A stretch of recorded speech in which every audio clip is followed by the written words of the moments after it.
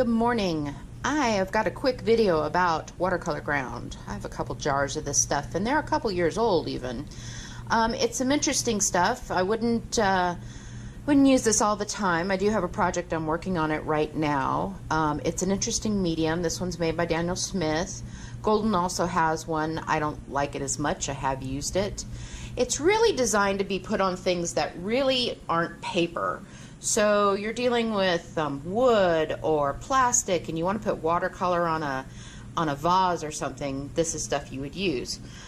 They first came out with the white and then the black, I think then the buff, then the transparent, and then they've added an iridescent shimmer and as well as an iridescent gold, which I don't have because I haven't bought these real recently. I haven't used a bunch. Actually, one of these is used a lot, two of these are brand new.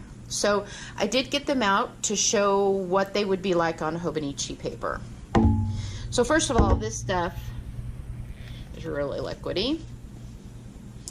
This one, when I opened it up, had become paste, and I mean heavy, thick paste. All you do is add a little bit of filtered water back into it, and voila, it's back to normal, which is really nice considering, like I said, these jars are really old. So I put some of the white here, I put the black here, and this is like, you can tell, okay? The problem with putting this stuff on is, of course, it is liquid, so it is going to probably warp your paper just a tad. This isn't too bad. They say put it on there so that it's absorbent. I wouldn't call it greatly absorbent. The transparent is on this one. You couldn't even tell that there's something on it unless you touched it. You even can't even tell from anything but touch. It feels like this, but it's clear. And what it is it's just an acrylic polymer with a grit in it, as far as I can tell. I'm going to go ahead and do a little bit of watercolor on both of these. I like the black because it would be a good option for you to be able to do a black and then be able to put some watercolor on it. The white, I mean, it covers up. This is like one level of it. It covers up the color pretty well. I'll show you real quickly where, you know, it might be bigger. Usual use. Okay, so what this stuff is this is a dilutions journal, and I've covered it all here. It says to let it cure for 72 hours. I probably will let it cure for about 6 hours before I go putting stuff on it. You can see that it just kind of is a chalky substance that will adhere to the paper, and it does kind of feel like watercolor paper, but it is kind of a fake watercolor paper. So I'll do some watercolor on it and then I'll bring it back to you. And we do a little time lapse to watch the paint dry. Alrighty now, so it's a few days later. I ended up getting interrupted because we ended up having our apartment complex ended up having the roof repaired, which meant that there was an enormous amount of noise, and I couldn't for the life of me think, let alone record a video. So these are the two pieces of paper that you kind of saw speed dry. At this point, this is the one that has transparent. I wasn't too thrilled with the first time I recorded these, so I'm re-recording it. This is the black, along with what is Hibiscus Duo from Daniel Smith. This is Heavenly from H2O, Twinkling H2Os, and this is Blue Cerulean and Rhodonite. That made this really pretty purple. And so this has white watercolor ground on it. This has the black watercolor ground on it, and of course this is the transparent watercolor ground. The one that surprised me the most was the transparent watercolor ground. Actually had never used that before, and I'm going to use the daylights out of it once we get to my new studio. I could see putting that on glass and then being able to do watercolor over it. I'm really kind of excited about this what this ground is. The white covers really well. You can kind of see streaking from when I put it on. So I'm actually going to show you kind of two ways you can put it on to kind of avoid that streaking if you want to, because you wouldn't have that in watercolor paper. So we're going to put these aside and I'm going to show you how to apply them, because originally I wasn't going to show that, and then I realized what is a watercolor ground video without showing you how to apply them. So I have two ways that we can apply them. I've got this, you'll recognize it from my watercolor 6 ways in your journal video. This was just watercolor pencil, and I'm going to show how well that it'll cover it up. This is a piece of Hobonichi paper out of my A5 cousin.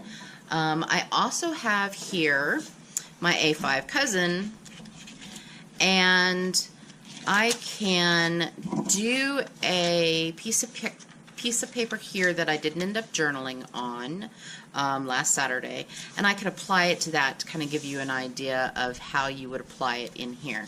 I really kind of am feeling like you'll get that idea. You do want to use a piece of paper underneath it, just because like doing gesso, it can get kind of messy. So you would just cover that and be good to go. So what I have here is a damp baby wipe, and I debated on whether I wanted to get any water out. You can thin Watercolor Ground by 10% or so. I decided for this maybe I won't do that. So I am going to use this piece of watercolor paper, which is just my Fabriano Studio watercolor paper. It's what I use for tests and whatever. So this will be the back side of something else. I'm going to use the titanium white Watercolor Ground that was definitely starts shedding pieces, so if you don't want that in your journal, you'll want to open it somewhere else. Remember I talked about earlier that I was able to completely reconstitute this. I've wet this brush because I had to wash it out actually, and so I'm just going to grab some of this here. You're going to end up using a fair amount of it. See, there we go. And then you just brush it on. So I'm just going to go the other side. I usually get a pretty thin coat on everything. This is really just like putting acrylic paint on. The nice stuff about this is that it is water soluble, so if you get it on something, it's really easy to get it off. Okay, so I've got this pretty well covered over everything. Now, you can do two things. You can let it start to dry and then put another coat on. I'm going to actually try something a little different. I'm going to put this coat on a little thicker, and because you can see the streaks in it, this is where I'm going to come back with the baby wipe and kind of just break it up. Now, if you didn't want a rough surface, oh, I'm sticking my fingers to stuff. If you didn't want a rough surface, then you might not want to do that. So then I would let this dry and then probably put on another coat at that point. So that's what I'm going to do. I'm going to pause the recording. I'm going to turn on my little fan here that I had on the other day for drying the other ones, and we'll come back and look at it when it's dry. You do want to cap up the watercolor ground well, or else it will dry out along with you. I'm going to keep this to the side because I may go after it again. And we're going to dry. Okay, so about 20-25 minutes has gone by. I've run the fan on it for a little while. You actually see how it's stuck a little bit there. You probably want to make sure that you do move that off of there. You can see where I was brushing here, I was brushing some of the watercolor paint off, but I do have a nice texture on here. Kind of looks like a wall texture to a little bit, but it's not nearly that rough. It's actually quite smooth.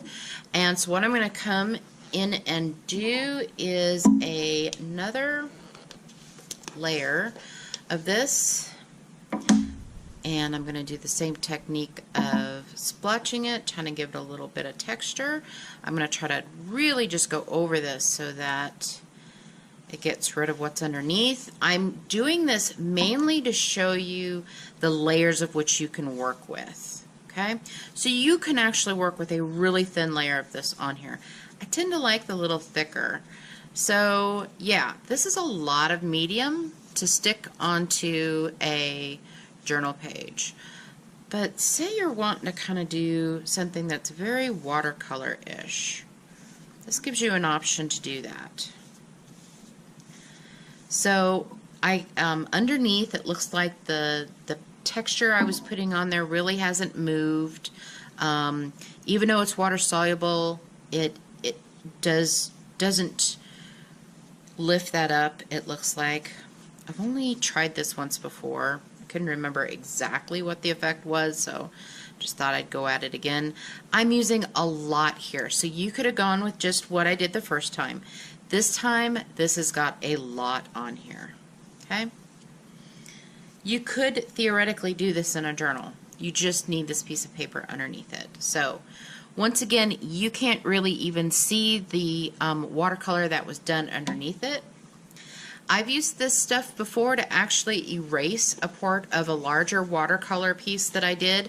I really hated the rocks I did underneath a building, and so I went in there and I essentially took it all out and did a do-over on it, and it worked really, really well. So I do keep, that's why this one specifically has been used quite a bit of. So I'm going to go in here. You almost don't need to do this because the original texturing I did kind of was still there. So you don't even really have to do this, but I'm just doing it because, well, I'm doing it. So I'm going to turn the fan back on. I'm going to go wash my brush out because I think this will be the last time I do this. The paper was definitely not dry when I went after this, so this is going to need like maybe an hour or so, maybe more with the fan on it before it's ready to be painted on. But I will go ahead and let it dry completely out, and then I'll do some watercolor on it so that you can see how it rolls and how much goes through the other side and such. So get back after the magic of video. Fast forwards in time. So the last thing you saw me do was cover this piece of Hobonichi paper out of my journal with Watercolor Ground. And it was ready to paint on, I would say, with about an hour with the fan on it after I got done painting it, maybe 2. But I didn't have time to continue doing any more videos last night, so this morning I wanted to go ahead and paint on it for you. I wanted to show that it did have the original print on here show through. This is only 2 coats. If I was doing a fine art watercolor where I was having to cover up something, you might do 3, 4, maybe 5 coats, letting it dry in between to make sure that you're covering up everything underneath. But I don't feel like I need to do that at this point. If you're dealing with just a blank watercolor, blank journal page to do this on, you're not going to have that problem. I wanted to show that this was the Hobonichi paper. I also want to show that it didn't buckle in the end. It was pretty heavy, and so it actually made a pretty decent paper to work with. It still has lots of flexibility to it, but it has an absorbent type surface to it now that has some texture to it. Unlike if you were to use gesso or you were to use acrylic paint to do this, which it turns honestly rubbery at that point for acrylic. For gesso, this feels actually very similar to gesso, which gesso, if you didn't know, is plaster of Paris. So it doesn't surprise me that this is very similar to gesso. It just has grit in it. You'll have to excuse my washer and dryer from buzzing. Okay, it's going to be one of those mornings. So I also have a little bit of the overwash, the brush wash that was coming off of this page that I put this underneath, and it created some texture, and you can use this as a textural element. So what I'm going to do is actually start kind of warming up on this page, and then I'll go and actually put some watercolor on this page. This is my Daniel Smith Primatech palette, or at least most of it at the moment. I have a habit of like pulling out paints every now and then, and then later I have to go back and find all the paints and where I put them, which is really not uncommon with me. So I've already pre-wetted this. I'm probably going to just give it a little more of a spritz. If you don't do this, you absolutely need to. It'll make your watercolor a lot easier. We are going to switch my coffee cup and the water pot because otherwise we're going to have an on-camera oops of me putting my brush in my coffee, which has happened before and happens to most artists. So I think I'm going to grab one of my favorite colors, which think my soda light is right here. No, I take that back. That's Appetite Blue. So we're going to go with that one. My soda light is probably missing for good reason because I pull it out all the time. So this is just kind of a dry on dry, get an idea of the feel of the watercolor. It's such a pretty color to work with.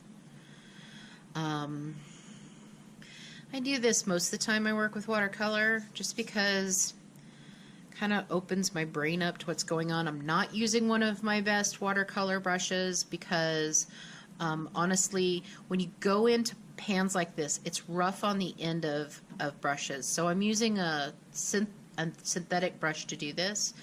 I would not use my good Kolinsky Sable brushes to do this because you'll just break off the tips, and the tips are what you pay for anyway. So this is rhodonite, which is a really cool rock if you've ever seen one.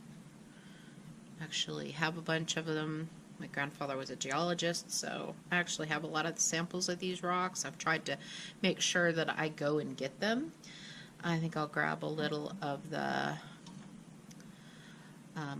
Sleeping Beauty Turquoise. Isn't that pretty? Okay.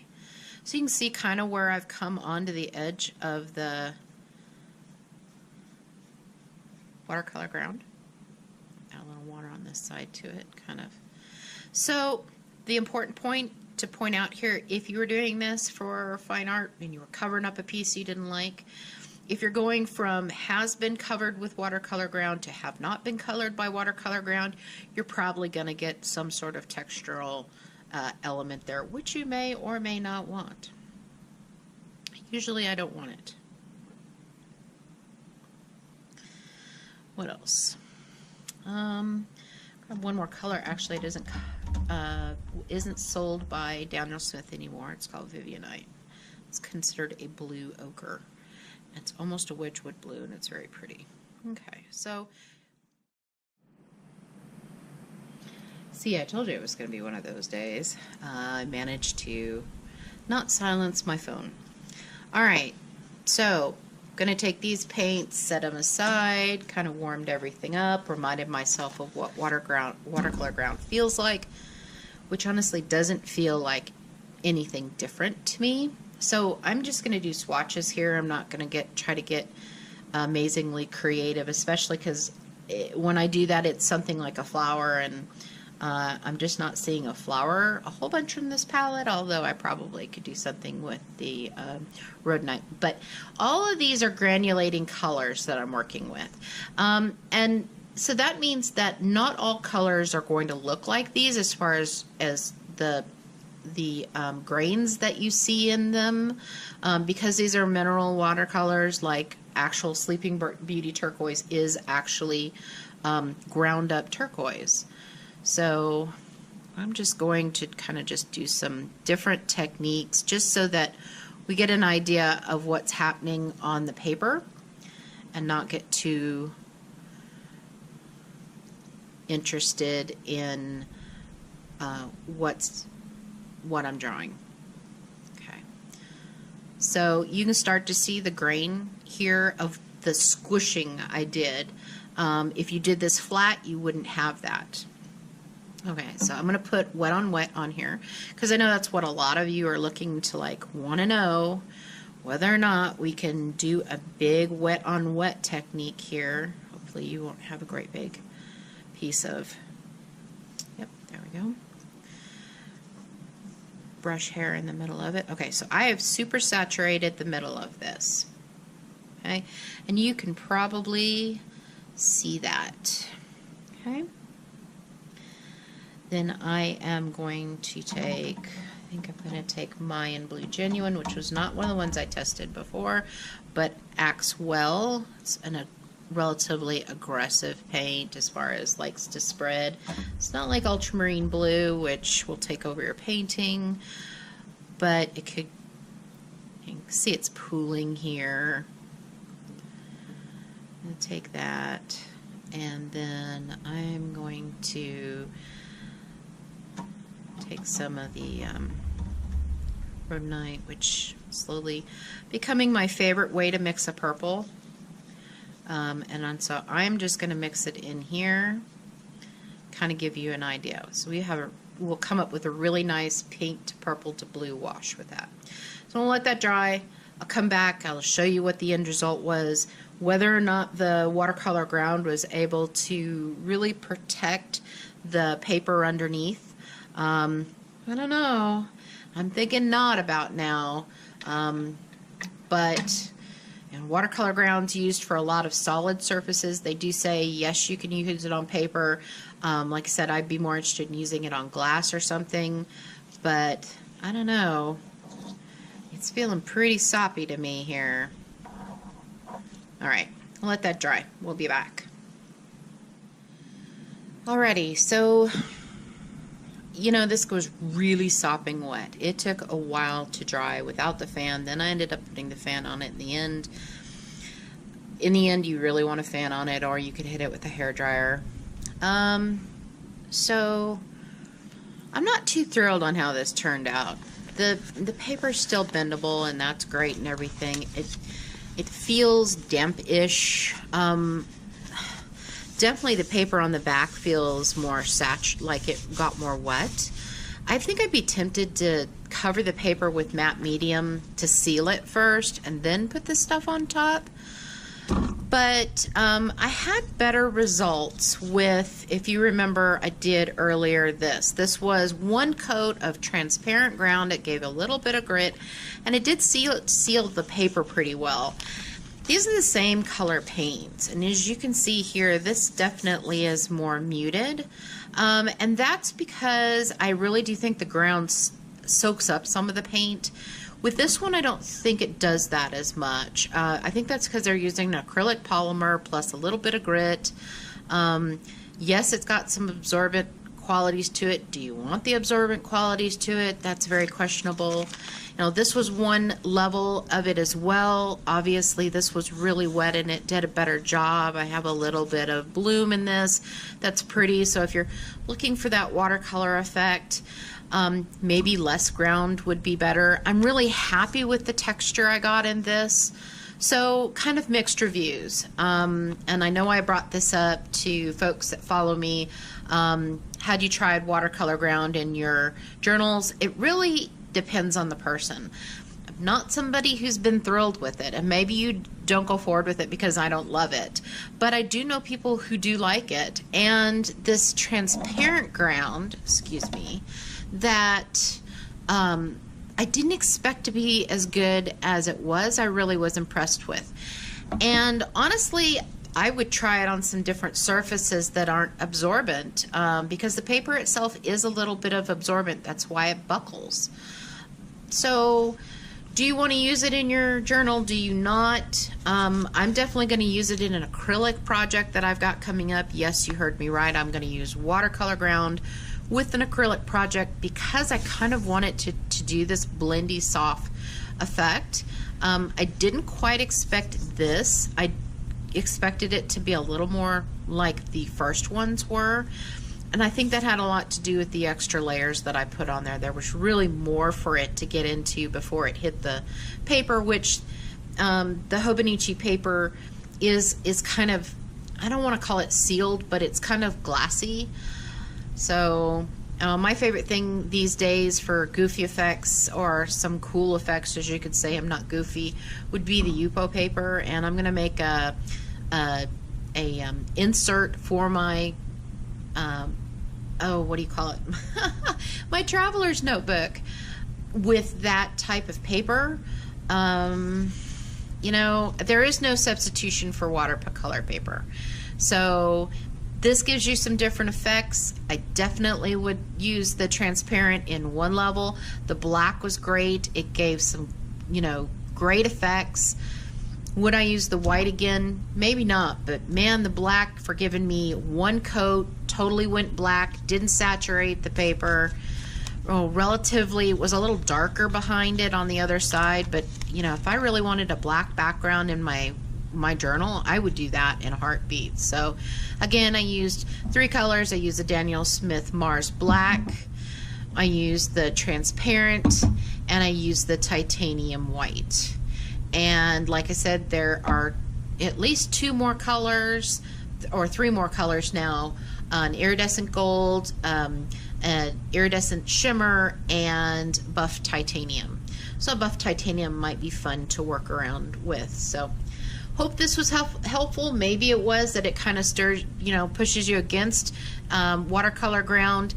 I would say don't knock it till you try it. Definitely try it on some things like wood and metal and glass. I think that's where it's really going to shine, are those things that watercolor is not going to stick to in a million years. So like I said, use it, see what you think, and I'll talk to you next time. Thanks.